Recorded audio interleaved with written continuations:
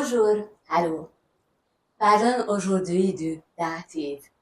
Comment puis-je reconnaître le datif dans la phrase allemande? Il faut poser la question à qui? Je donne un chocolat à l'enfant. À qui? À l'enfant. L'enfant est le datif dans la phrase allemande. Ich gebe dem Kind eine Schokolade.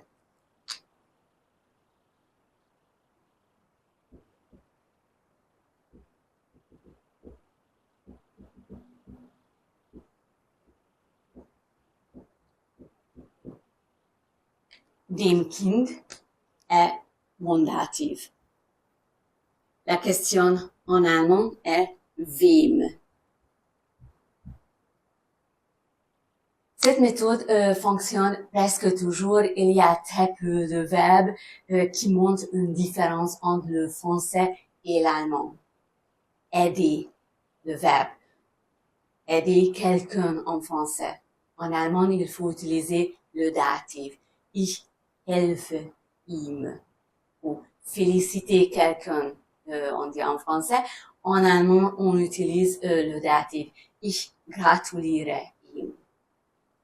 Comme vous avez vu dans notre exemple, nous avons travaillé avec l'article. Regardons donc les articles au datif. Der au masculin devient dem. Die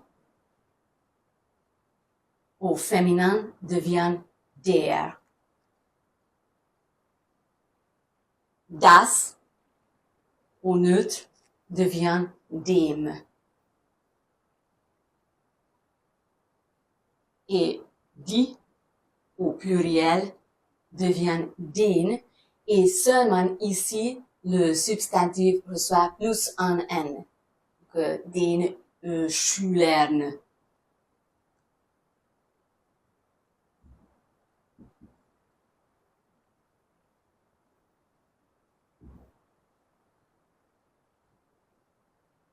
La déclinaison est pareille avec les articles indéfinis. Regardons-les. Ein au masculin devient einem. Eine au féminin devient einer. Ein au neutre devient einem. Nous avons dit que je ne peux pas mettre ein au pluriel. J'utilise un autre mot, aucun, aucune. Keine. Keine au datif devient keinen.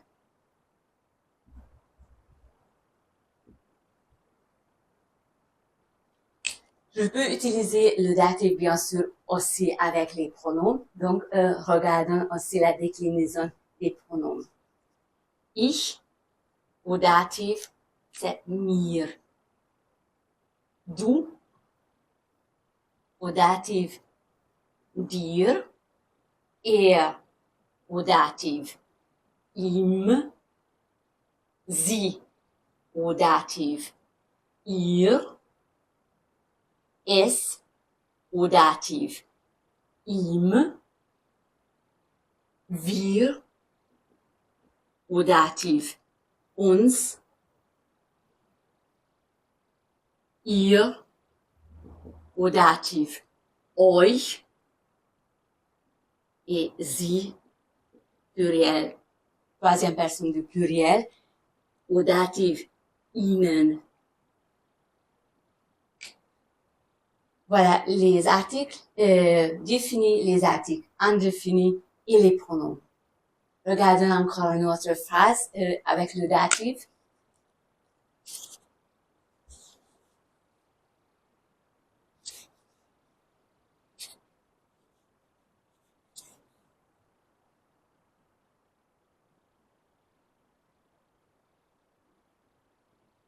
J'offre un livre à mon fils, au fils. Ich schenke dem Sohn ein Buch. Ich schenke dem Sohn ein Buch.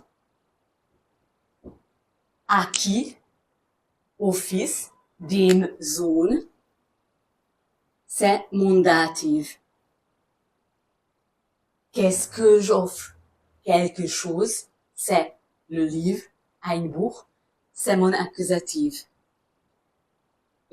Ici, je donne un chocolat. C'est l'accusatif. Dans les deux phrases, j'ai deux compléments. Et les deux compléments sont les substantifs. Si j'ai deux compléments et les deux sont les substantifs, l'ordre de la phrase est d'abord le datif, ensuite l'accusatif. D'abord le datif, ensuite l'accusatif. Remplaçons maintenant les deux substantifs par les pronoms. Je le lui donne. Ich gebe es ihm. Ich gebe es ihm. Ihm, nous avons vu tout à l'heure, c'est le datif du er. Donc, il correspond au dem Sohn. Es, c'est le pronom accusatif. Das Buch.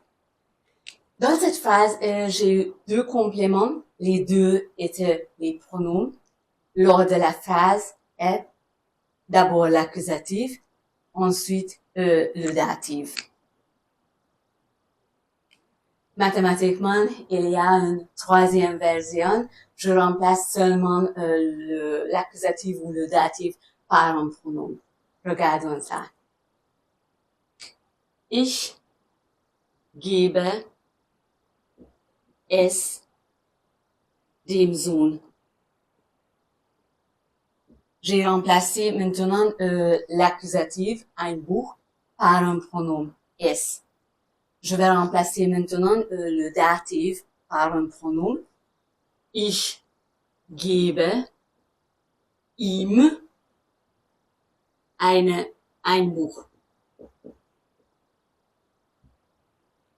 Dans la première phrase, vous voyez, c'est un accusatif et dem Sohn un datif. Dans la deuxième phrase, ihm, c'est le datif et ein Buch, c'est l'accusatif.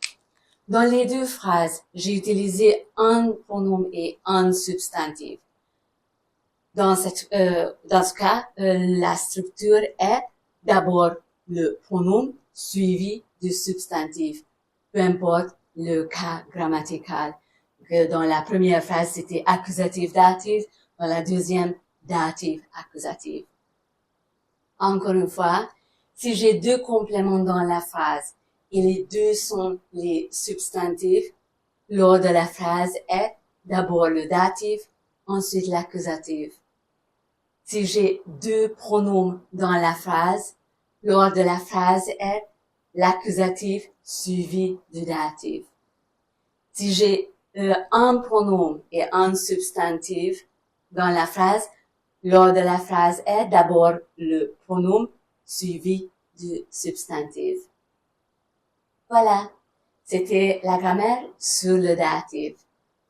Bis bald. À bientôt.